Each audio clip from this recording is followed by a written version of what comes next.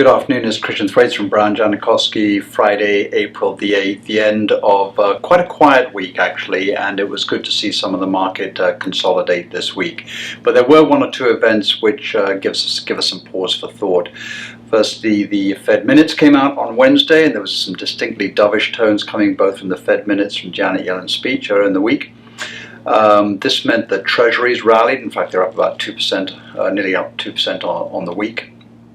But the stock market really took a pause for breath and was flat to all intents and purposes, and I think some of the confidence was knocked out of it as two large mergers and acquisitions were dropped on the basis of regulatory and legal issues.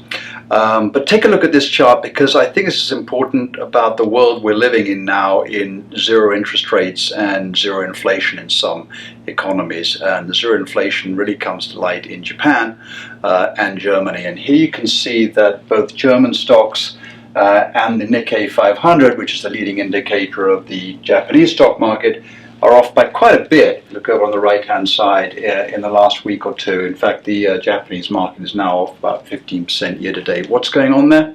Well, both of them are subject to very low interest rates, but during this time both the euro and the Japanese yen have appreciated, which goes against really what one would think would happen in a zero interest rate environment. But it's really showing that they think that the markets will and the economies will stagnate and drift further.